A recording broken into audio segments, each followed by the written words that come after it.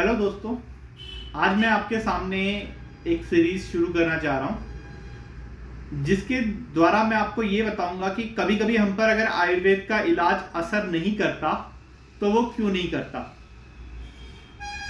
अलग अलग बीमारियों में इसका अलग अलग कारण हो सकता है। सबसे पहले हम लोग दर्द के बारे में आते हैं। देखिए, जो दर्द है उसमें भी बहुत सारी चीजें हैं कि दर्द हमें हो किस वजह से रहा है।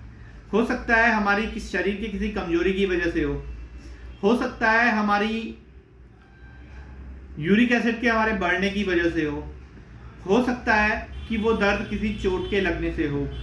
परंतु अगर चोट का लगा हुआ दर्द भी कुछ टाइम के अंदर ठीक नहीं होता तो ऑब्वियसली वो एक बीमारी है। जैसे कि हमारे आचार्य सुश्रुत ने कहा है कि कुछ वक्त के बाद में जो आगंतुज रोग होता है, मतलब जो बाहर के किसी के आक्रमण से भी रोग हुआ है, बाहर के किसी जीवाणु के आक्रमण से या किसी चोट से, किसी आघात से आपको अगर कोई दर्द हुआ है तो वो रोग निज बन जाता है। मतलब आपकी बॉडी की जो धातुएं होती हैं उनके साथ में मिलकर एक नया एमालगमेशन बना लेता है।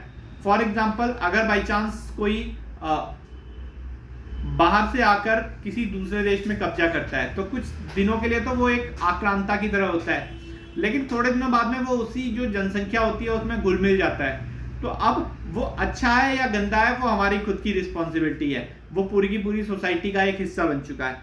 इसी तरीके से ही किसी भी रोग के बारे में भी होता है। अब मैं आपको आज दर्द के बारे में बताने लगा था। तो दर्द के वक्त में क्या होता है, जब हम लोग दर्द के लिए दवाई खा रहे होते हैं तो देखिए दो तीन चीजें हो सकती हैं। सबसे पहली चीज होती है कि डॉक्टर आपको जो दिखाया वो अच्छा नहीं दिखाया, या जिसको आपने दिखाया वो डॉक्टर अच्छा नहीं है। उसका कोई भी कारण हो सकता है, उसकी डिग्री वाला लॉजिक हो सकता है या कोई और लॉजिक हो सकता है। तो इस टाइप के लॉजिक्स को नॉर्मली हम लोग को खुद ही को ही इससे निपटना होता है, हमें खुद ही को ही इसके बारे में डिसाइड करना होता है। परंतु फिर भी आप एक चीज को समझ लीजिए, जो आदमी आपको आपके जाते ही एक गारंटी देने लगे कि हाँ ये वाली चीज 100% ठीक हो ही जाएगी, ऐसा है वैसा है, तो वहां पर हमें खुद को सचेत हो जाना चाहिए। क्यों? क्योंकि जो एक वाकई में प्रोफेशनल होगा वो आपको बताएगा कि देखिए ऐसे ऐसे कंडीशंस में कोई चीज ठीक हो सकती है, ऐसे ऐसे कंडीशंस में नहीं हो सकती। और कभी भी कोई भी आदमी गारंटी नहीं ले सकता। चिकित्सा जगत में कोई भी गारंटी वाला वर्ड होता नहीं है। दूसरी चीज, आप जो दवाई खा रहे हैं क्या वो प्रॉपर वही है जो आपको डॉक्टर ने कही थी? कई बार क्या होता है कि हम लोगों को लगता है कि हम लोग किसी और कंपनी की दवाई खा लेते हैं क्योंकि शायद वो सस्ती मिलती है, या वो हमारे किसी जानकार की जानकारी, मतलब उसकी दुकान है, उससे हमें थोड़ा डिस्काउंट मिल जाएगा या चलो उसका भला हो जाएगा। परंतु देखिए, इन सारी चीजों के बावजूद आयुर्वेद में मिलावट बहुत होती है। हर आयुर्वेदिक दवाई प्योर नहीं होती, शुद्ध नहीं होती। इसी वजह से ही हमारे जो दर्द वाली चीज है या कोई सी भी बीमारी है उसके ठीक होने में थोड़ा सा समय ज्यादा लग जाता है, व्यय हमारा थोड़ा ज्यादा हो जाता है, और फिर हमें गुस्सा आता है डॉक्टर पे कि डॉक्टर ने हमें ठीक नहीं किया। तीसरी चीज होती है रोगी की सिचुएशन। रोगी की सिचुएशन में इसलिए इंपॉर्टेंट है क्योंकि डॉक्टर और मरीज का एक रिश्ता होता है। डॉक्टर पूरी तरीके से हावी होने की कोशिश करे, आप उससे कुछ भी पूछो वो आपकी बात को हवा में उड़ा दे या डांट दे या डपट दे। इस तरीके के अकड़ वाले डॉक्टर वैसे तो अब मैंने बहुत कम देखे हैं, परंतु अगर इस तरीके के अकड़ वाले डॉक्टर के साथ में आप हैं तो वो उसी तरीके से गलत है जिस तरीके से आजकल टॉक्सिक रिलेशनशिप्स हो गए। तो बेटर सिचुएशन ये है कि आप उस डॉक्टर के पास में मत जाइए। लेकिन अगर आपको उस डॉक्टर की हर बात समझ में नहीं आ रही है, आप उससे बहुत ज्यादा क्वेश्चन पूछ रहे हैं, तो भी मेरे हिसाब से आपको डॉक्टर बदल लेना चाहिए। ऐसा नहीं कि वो डॉक्टर खराब है, परंतु यहां पर सिचुएशन ये है कि आप दोनों का रिलेशनशिप एक अच्छी तरह नहीं बैठ पा रहा। क्यों?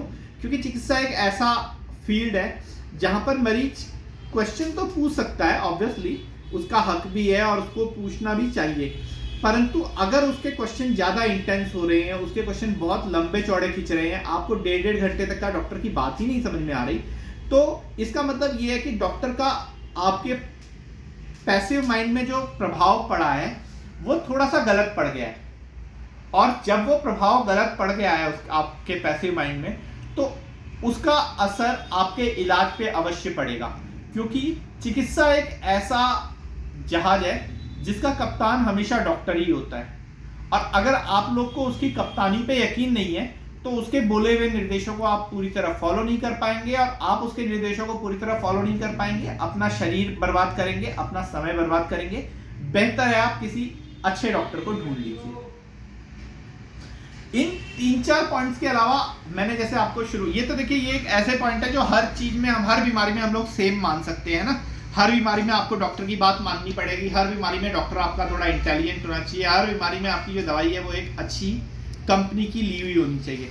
लेकिन एक यहां पर पॉइंट और है, जैसे कि हर बीमारी में कुछ परहेज होते हैं, तो दर्द में कौन से परहेज होते हैं उसके बारे में मैं आपसे बातें करूंगा। दर्द के 2 से 3 कारण हो सकते हैं, या इन तीनों कारणों का मिश्रण भी हो सकता है। पहला होता है आयुर्वेद के अकॉर्डिंग आपकी बॉडी में अपच खाना या फिर आम, जो अगर आपके दर्द का कारण है तो आपके पेट में अपच खाना पड़ा हुआ है, आपको खाना भूख अच्छी तरह नहीं लग रही है, कभी कभी आपको डकारे वगैरह भी आ रही हैं, आपको अपच की स्थिति लगती है, दिन भर भारी भारी सा लगता है, हाथ पांव में जकड़ाहट लगती है। मैं सुन्नपन की बात नहीं कर रहा हूं, मैं जकड़ाहट की बात कर रहा हूं। तो जब आपको इस टाइप की सिचुएशन लगे तो इसका मतलब आपकी बॉडी में जो दर्द है उसमें आम एक कारण है। ऐसे तो एक बीमारी होती है जिसका नाम आमवात होता है, परंतु हम लोग हर बार ये नहीं कह सकते कि केवल उस बीमारी की वजह से ही है, या उस बीमारी का कितना हिस्सा है ये भी एक पॉइंट रहता है, क्योंकि आम के अलावा और भी कुछ दर्द के कारण होते हैं जिनके बारे में हमें जानना पड़ेगा। दूसरा दर्द का कारण होता है हमारा जो शरीर है वो थोड़ा सा कमजोर है, जिसको हम लोग ऑस्टियोपोरोसिस, ऑस्टियोमाइलिसिया टाइप के सिचुएशंस में लेके आते हैं। तो जब हम लोग उस टाइप के सिचुएशन में होते हैं, आदमी की हड्डियां कमजोर पड़ती हैं या वजन बढ़ रहा है, हड्डियां तो ठीक है परंतु उस वजन के अकॉर्डिंग जो हड्डियां हैं वो कमजोर पड़ रही हैं। इन सारी की सारी जो परिस्थितियां होती हैं, इसमें उस आदमी को अपनी हड्डियों के ऊपर काम करने की जरूरत है। उसको पाचन शक्ति अपनी ठीक करने के अलावा, अपनी बॉडी से गंदगी निकालने के अलावा, उसको बाहर से भी ऐसे न्यूट्रिशियस फ्रूट्स खाने पड़ेंगे, ऐसे न्यूट्रिशियस चीजें खानी पड़ेगी जिससे उसकी हड्डियां मजबूत हो। उदाहरण के लिए ताल मखाने हो गया, उदाहरण के लिए मेथी हो गया। अगर आप बहुत ज़्यादा काम कर रहे हैं, बहुत ज़्यादा बाई चांस आप एक आध दिन काफ़ी चल के आए हैं, कोई फंक्शन के बाद में आपने घर पे बहुत ज़्यादा काम कर लिया, ऐसी अवस्थाओं में क्या होता है, आपकी जो मेहनत होती है उसकी वजह से आपकी मसल्स थक जाती हैं, आपकी हड्डियों में दर्द का ये भी एक कारण हो सकता है, आपके शरीर में दर्द का ये भी एक कारण हो सकता है।